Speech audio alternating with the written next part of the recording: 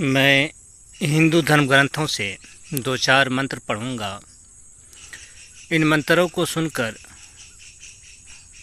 आप देखेंगे कि इन मंत्रों में जो कुछ लिखा हुआ है, इन मंत्रों को सुनकर या पढ़कर वो आदमी जो खुद को हिंदू कहता है, यकीनन खुद को हिंदू कहते हुए अगर उसके अंदर कुछ लज्जा होगी, शर्म होगी, तो वो शर्म महसूस करेगा। और ये बात जो मैं दिखाऊंगा आपको वो होगी हिंदुओं के बारे में जो नफ़रत इनके यहाँ ऊंची जाति नीची जाति के नाम से फैलाई गई है, उस सिलसिले में मैं आपको दिखाऊंगा, कुछ पढ़ कर के सुनाऊंगा। आप देखें कि क्या कुछ लिखा हुआ है। ये जो मैं पढ़कर आपको सुना रहा हूँ ये है पाराशर स्मृति से। इस स्मृति को कलयुग का कानून बताया गया है, या यूँ समझे कि हिंदुओं को कहा गया है कि कलयुग में जो ज़िंदगी गुजारनी है वो इसी पुस्तक के हिसाब से गुजारनी है। तो ये जो मैं पढ़ रहा हूँ ये इस पुस्तक का मैं दिखा देता हूँ, 12वां अध्याय होगा। ये देखें 12वां अध्याय है और मंत्र इसका वो भी मैं आपको दिखा देता हूँ, उसके बाद मैं पढ़ूँगा। अब देखेंगे कि कितनी गिरी हुई बात इसमें लिखी हुई है, और आप कोशिश करें कि ये बात हर हिंदुओं तक पहुँचाएं, दिखाएं उनको कि यहाँ इनके धर्म ग्रंथों में क्या कुछ लिखा हुआ है। तो देखें, मैं आपको दिखा रहा हूँ निकाल के, मैं पढ़ कर के सुनाऊँगा आपको।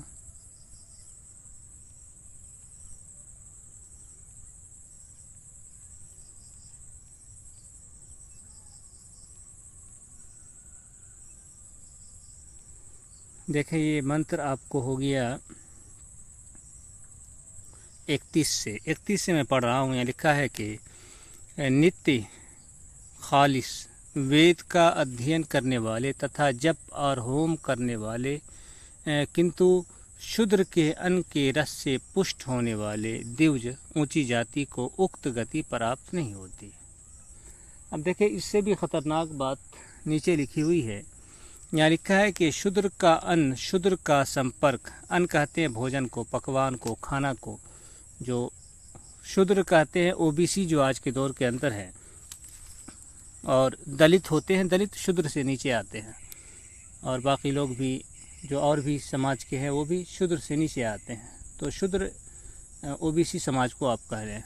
तो कह रहे हैं कि शूद्र का अन्न यानी पकवान, खाना, शूद्र का संपर्क, शूद्र से मेल जोल, ताल्लुक़, शूद्र के साथ एक आसन पर, एक बिस्तर पर या आमने सामने बैठना, और शूद्र से ज्ञान प्राप्त करना, शूद्र से तालीम लेना, ये सब बातें परतापी को भी पतित कर देती है। यानी बड़ा से बड़ा ब्राह्मण भी हो तो वो भी अधर्मी हो जाएगा। पतित कहते हैं धर्म भ्रष्ट होना।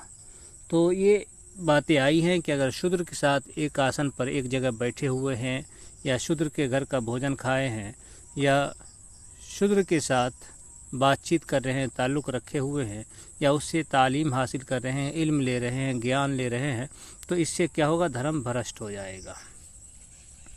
आगे है कि लिखा है कि जो शूद्री से भोजन पकवाता है, यानी शूद्र स्त्री से भोजन पकवाता है, और शूद्री को जिसने पत्नी बना रखा है, पितरों और देवों से परित्यक्त वो दिव्ज रौरव नरक में जाता है।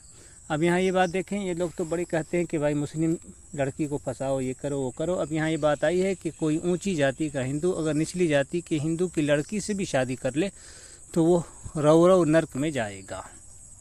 ये बात आई है, बल्कि उसके शूद्री औरत के घर का पकवान भी नहीं खा सकते हैं।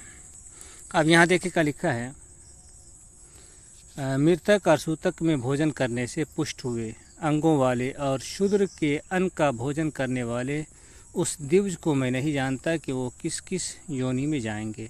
ये तो नर्क हो ही गया है, पतित अधर्मी हो गया, धर्म भ्रष्ट हो ही गया है। उसके बाद क्या है, इतना पर भी चैन सुकून नहीं है। तो आगे देखिए क्या लिखा है कि अगर कोई ऊंची जाति का हिंदू शूद्र के का भोजन करता है, शूद्र के घर का पका हुआ खाना खाता है, शूद्र का पकवान खाता है, तो कहते हैं कि उसका अगला जन्म क्या होगा, वो बड़ी ख़तरनाक होगा। लिखा है कि 12 जन्मों तक गीध, 10 जन्मों तक सूअर बनेगा और 7 जन्मों तक कुत्ते की योनि में जाएगा, ऐसा मनु का कथन है।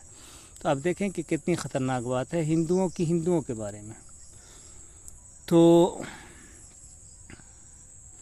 ये बातें आ गई हैं।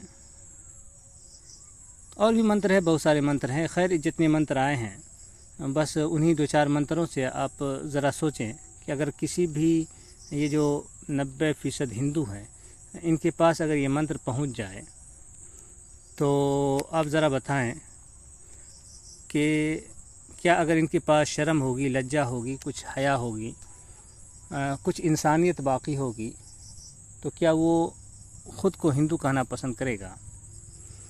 देखें, एक तो जो ऊंची जाति के हिंदू हैं, जो अपने आप को ऊंची जाति का मानते हैं, वो तो खैर उनके लिए तो ये फ़ख्र की बात होगी, बड़ाई की बात होगी, तो उनके लिए ये कोई मसला नहीं है।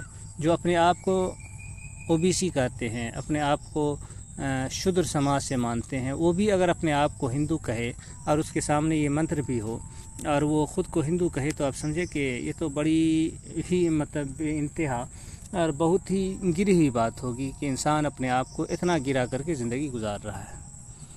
तो मैंने ज़्यादा नहीं 3 से 4 मंत्र ही आपके सामने रखे हैं और ये मंत्र पराशर स्मृति के 12वें अध्याय के 31, 32, 33, 34 ये 4 मंत्र मैंने आपके सामने पढ़े हैं।